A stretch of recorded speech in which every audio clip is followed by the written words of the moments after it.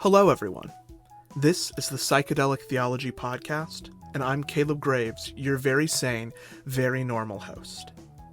If you don't know who I am, if you're not one of my friends who's listening just to be nice, I am a recent graduate of Duke Divinity School and was ordained at a Cooperative Baptist Fellowship Church in 2019. I spent a lot of the past 3 years of seminary trying to understand psychedelic drugs, altered states of consciousness in general, and how these experiences might intersect with Christian faith and religion as a whole. And I'm excited to bring you a lot of this research and a lot of the passion that I have for this topic here today in this podcast. The format of these podcasts will be pretty low-key.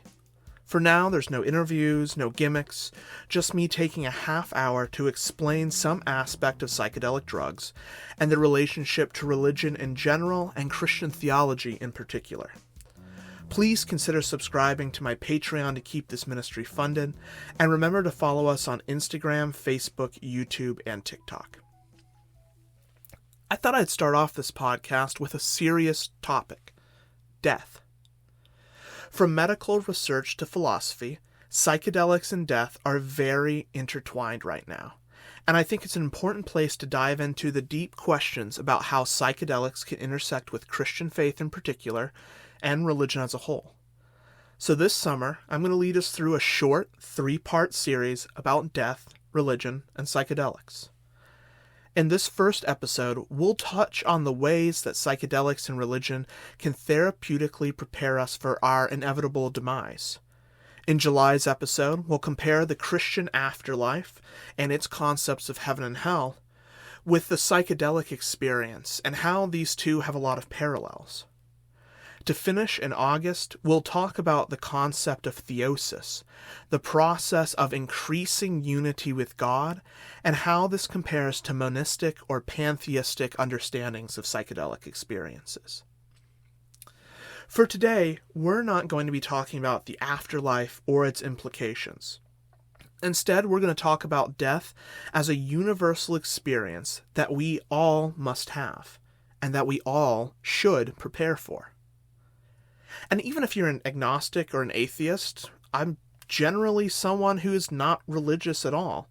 Someone who just thinks that when we die, the lights go out. I think you'll be able to get something out of today's episode too.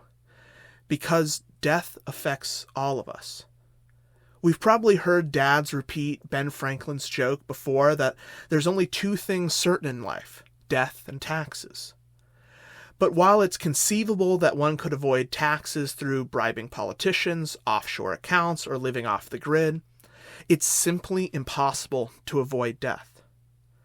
As I'm putting this podcast together, the world is mesmerized by the search for a billionaire-laden Titanic exploratory sub that was lost in the North Atlantic. It's a rather harrowing tale and lesson. No matter how much money or resources or connections or accomplishments we amass in life, Christ reminds us in the Gospels that it all rots. We simply cannot avoid death. And I think that if all of us are honest, death and its inevitability upsets us at least a little bit. We may feel grief when thinking about death. Everything we know, love, and build our identities on is stripped away. We cannot take our relationships with family and friends with us. Our life's work, whatever that might be, from scientific research to artistic endeavors, it all stays behind. We're no longer members of any church or club. We're not citizens of any country or state. We're not veterans of any war, or members of a political party even. We're just dead. All that once defined us is gone. And from that can come grief. In addition to grief, we might also feel fear. Even if we have firm beliefs about what happens after we die, we don't exactly know what it's like to die when it finally happens. There's a big difference between knowing how cliff jumping works in theory. After all, you're just jumping off a cliff. But that's very different than taking the plunge. And there's a big difference between thinking about death and actually dying. Human beings have dealt with this fear and grief about death in very different ways throughout history, and some of them have been quite extreme.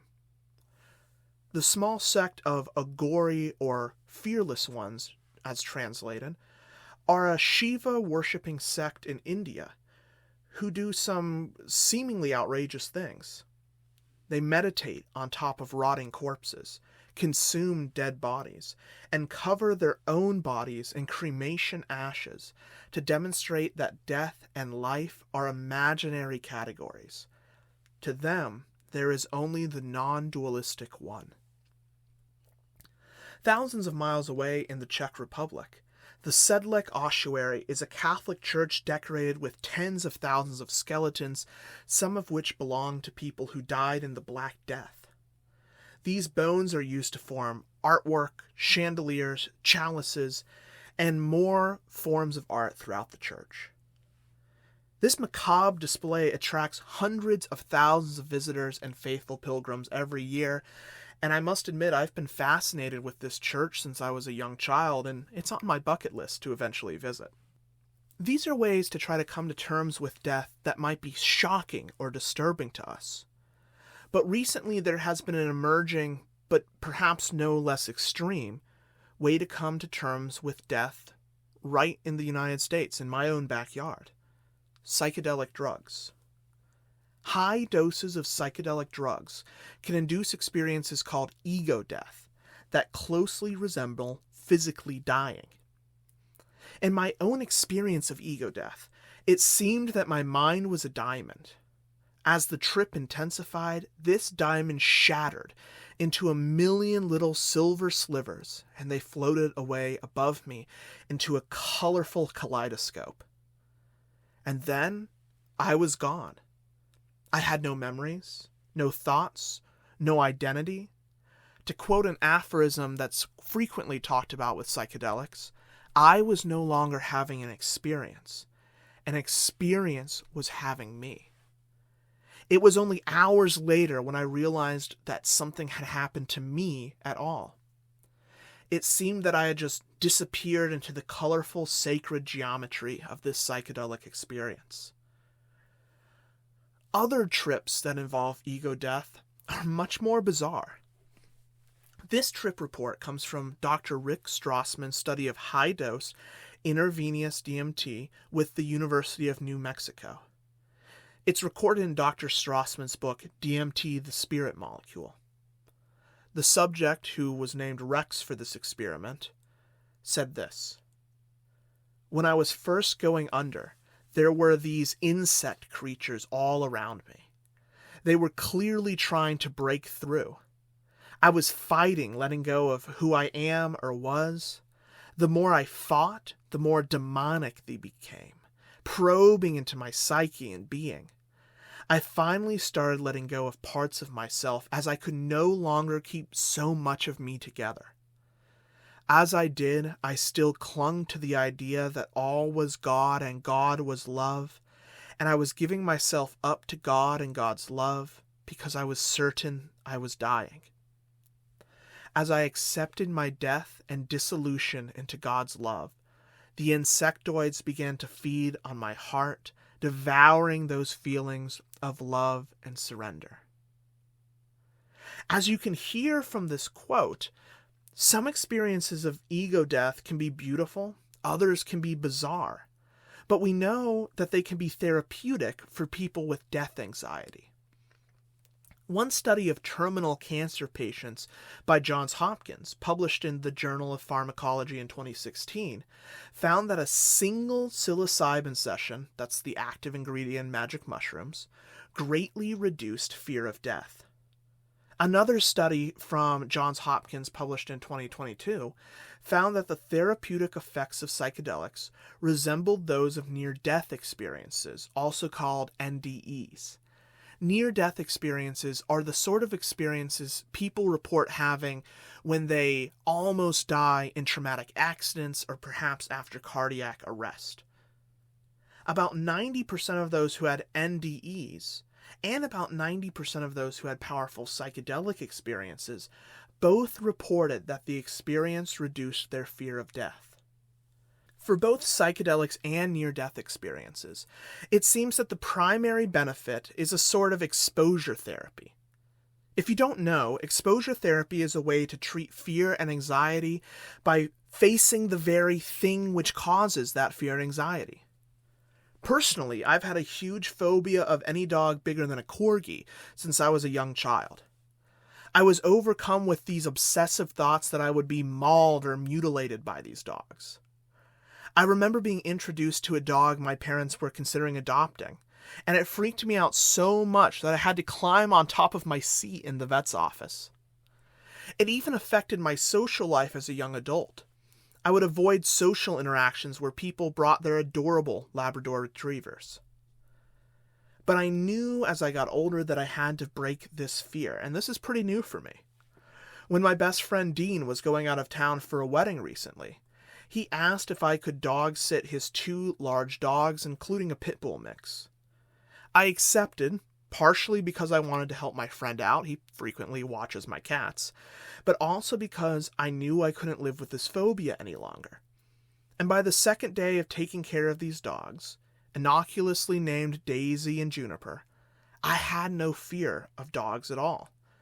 I played tug-of-war with them, snuggled them on the couch, and saw that they were really just big babies whose bark was worse than whatever bite they could muster. That is exposure therapy, or at least one type of it casually used. Being repeatedly shown the thing you fear until you're not irrationally afraid of it anymore. Psychedelics can do the same thing. By taking psychedelic substances and inducing a simulation resembling death, we face the thing we fear, and it might not be as scary anymore. This might be a slow introduction, starting with small or moderate doses of psychedelics to get a handle on letting go of control, which is also deeply connected to our fear of death many times. With magic mushrooms, this might only be a 1 to 2 grams of dried mushrooms. After a few smaller, moderate psychedelic doses, a therapist or clinician may then introduce higher doses that cause ego death, closer to 3.5 to 5 grams. Alternatively, though, Johns Hopkins and some other researchers prefer a 0 to 60 sort of approach, giving people with no psychedelic experience 3.5 to 5 grams worth of magic mushrooms as a starter dose. In his book Sacred Knowledge, Dr. William Richards recounts the story of a terminally ill woman just weeks from death who had a taste of her upcoming death using DPT, a lesser-known psychedelic substance. After a period of time traversing a visionary landscape of desolate rock, she came across a gate. Within this gate, she heard angels singing and saw a land covered in flowers. The experience ended before she could enter the gate, but she declared, "If I ever see that gate again, I'm a-going right through." Weeks later, after her death, Dr. Richards received a letter from the woman's daughter. The daughter said, "My mother asked me not to be afraid or sad of her when she died. Thank you for telling me that the only way to conquer your fears is to face them. I didn't know that. Out of all the sadness and pain, something good came out of it." You see, the fact of the matter is that we are not rational beings as much as we would like to pretend we are. We are also irrational beings who love what they cannot have, fear what they do not understand, and try to avoid or control what we rationally know is inevitable. Psychedelic therapy to treat death anxiety may be dressed up in the rational garb of science, but it is truly an irrational or unrational medicine. It is clinically induced madness to seek experiences which resemble death, in which the diamonds of our mind shatter, psychic gates open to an eternal field of flowers, and insectoid entities feast on the very fiber of our consciousness. But that madness That is where the healing happens. That is what ego death does. It is no more rational than the Agori corpse rituals, the Sedlec ossuary, or 1,000 other rituals we undertake to come to terms with the reality that one day the light goes out, everything goes dark, and we don't know what happens next. But these rational experiences of facing and accepting death do not provide a guarantee that we will walk away changed after a psychedelic experience. Sometimes I hear people say that they, quote, achieved ego death, as if it was a notch for a psychedelic bedpost. Instead of killing their ego, psychedelics merely inflated it. The self-proclaimed high priest of LSD, Timothy Leary, was one such person. Listen to a poem about ego death from his book, The Psychedelic Experience. "O Timothy Leary, the time has come for you to seek new levels of reality. Your ego and the Timothy game are about to cease. You are about to be set face to face with the clear light. You are about to experience it in its reality. In the ego-free state, wherein all things are like the void and cloudless sky, and the naked, spotless intellect is like a transparent vacuum. At this moment, know yourself and abide in that state. O Timothy Leary, that which is called ego death is coming to you. Remember, this is now the hour of death and rebirth. Take advantage of this temporary death to obtain the perfect state, enlightenment." From this poem and Leary's other descriptions of ego death, it would seem that he was quite prepared for his death. But this was not the case. He had neither the life nor the death of a man who had obtained esoteric, special truth about death or the nature of reality. Despite dropping acid hundreds of times, Leary left behind a legacy of questionable research ethics with students, broken relationships, heroin and cocaine use, and a reputation for megalomania. As he approached death, it seemed that he still denied its reality. He initially wanted to be frozen for the possibility of resurrection in a utopian scientific future. And despite his chipper demeanor to reporters, friends said that he was depressed, using drugs like cocaine and nitrous oxide over and over again. He was haunted by nightmares and deeply afraid of the inevitability of what to come. One friend stated, "He is so afraid of dying as any of us. Perhaps more so, because he doesn't believe that anything comes after this." It didn't matter how many times Leary experienced ego death. Death was still hard, maybe even harder, because this time he knew he wasn't coming back. Death was still scary for Timothy Leary. Death was still depressing. But maybe this can lead us into a better understanding of death. If psychedelic drugs alone don't lead us towards a good relationship with death, maybe we need something else. Maybe there is more than just the drug experience that is necessary for the drug experience to be therapeutic.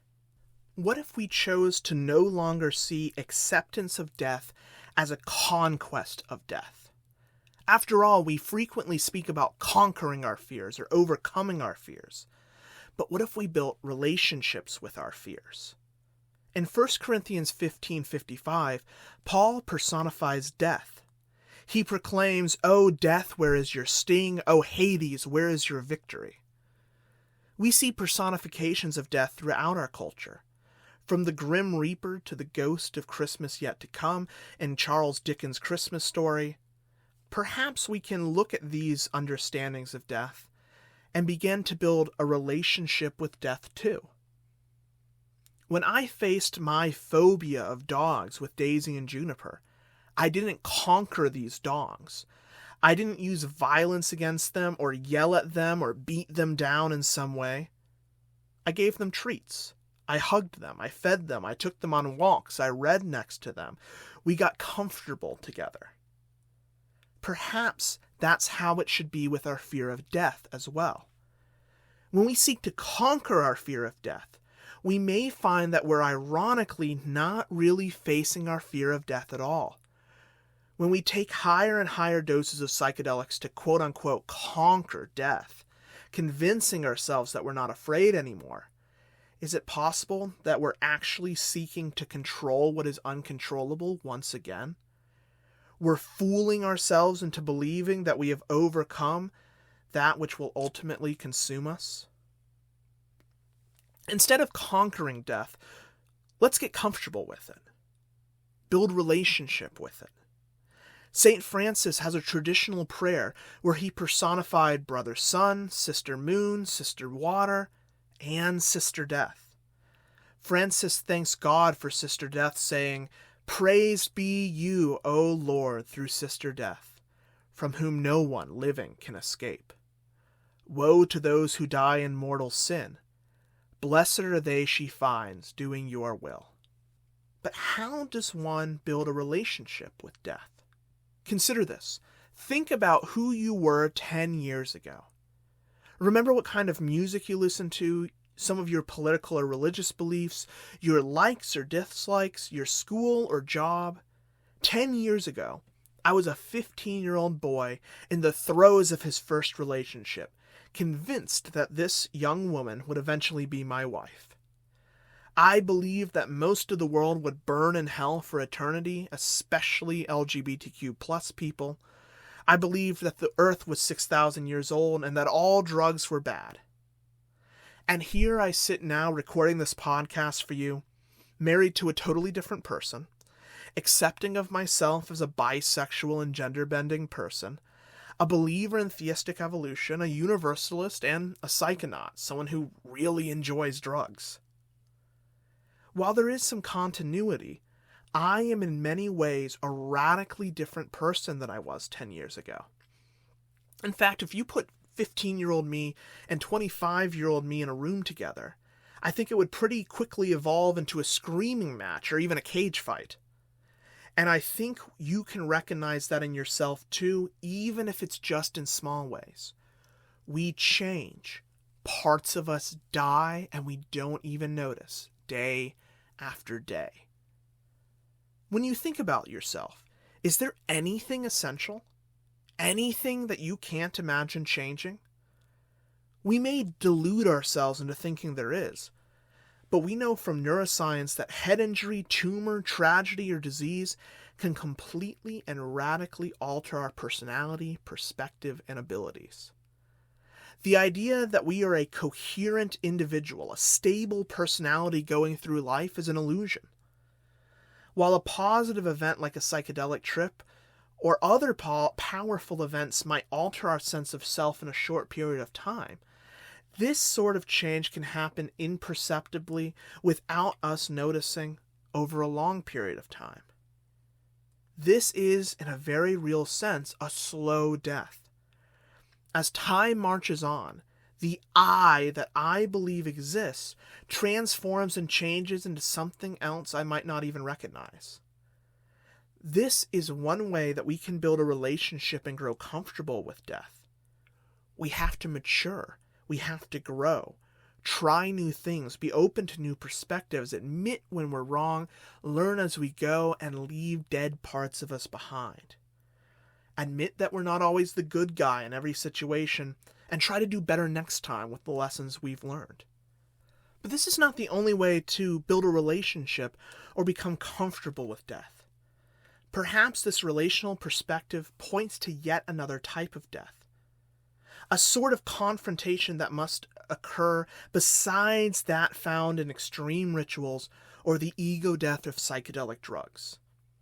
It is a daily little dying, the sort of which Jesus and the apostles spoke about.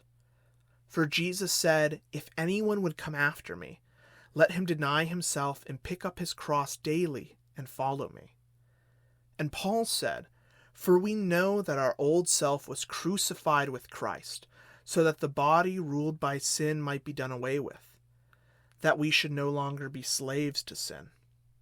For years, I have been captivated and inspired by the life of Muhammad Bazik. Mr. Bazik is Muslim, not Christian, but I think he personifies what Paul and Jesus were talking about better than almost any Christian I know. He has adopted or fostered dozens of children in LA's foster care system, and they all have severe, often terminal disabilities. By his own count, 10 of these children have died in his arms. His work began when his own child was born with brittle bone disease, and following the death of his beloved wife. He faces death in a very unique way, one far from the euphoria of an LSD or DMT trip. It is found in changing adult diapers, cleaning feeding tubes, and choosing to love a child that he knows could shortly die. A child no one else seemed to want. And a child whom he has to accept he is loving, even if he cannot control what happens to them. This is the small, daily death of our ego, which is far harder than the death that comes through the ecstasy of mushrooms or DMT. It is a daily choice. The choice that chooses to put someone else above ourselves. We choose that daily death when we love our enemy, offering up a small prayer or meditation of compassion to that jackass who cut us off in traffic. We choose that daily death when we give up our fun weekend plans to care for our sick child or a sick parent, or to volunteer our time to serve others. We choose that daily death when we pay for strangers' medical bills instead of another vacation. We choose that daily death when we refuse a high-paying promotion or career that compromises our morals, what we know to be right. We choose that daily death when we refuse to retire comfortably, giving up golden years for fighting years, trying to salvage a warming planet for our grandchildren and their descendants.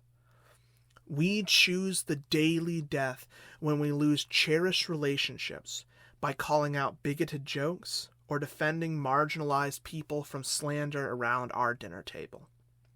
Little by little, we die by loving and by living for the good of others, not trying to protect this illusion that we call the self. This is the practice for our demise which lasts, which leads to a full and contented life. Without the life of daily dying, of humility, compassion, and love for our neighbor and enemy alike, we can have 1,000 heroic doses, 1,000 ego deaths on any drug imaginable, and still fear our actual death when it finally comes. However, if we have these powerful psychedelic experiences in partnership with a life of offering ourselves up and pouring ourselves out into our community, children, friends, family, and planet, just as Jesus Christ did in the Incarnation and on the cross, we do not need to fear death or wonder what the life beyond this one is like, if there even is one. We know that we will live on through the sacrificial love we shared, and that is a life well lived. Thank you so much for joining me on this journey today. I'm really excited that I can finally bring this material to you, the listener. So consider subscribing or following on Facebook, Instagram, TikTok, Reddit, YouTube, and whatever podcast platform you're currently using. I'm really excited for other topics that will hopefully be a little more upbeat, even coming next month, and I really hope that you can join me for that. Thank you so much for giving me your time and attention, and I hope you have a great day.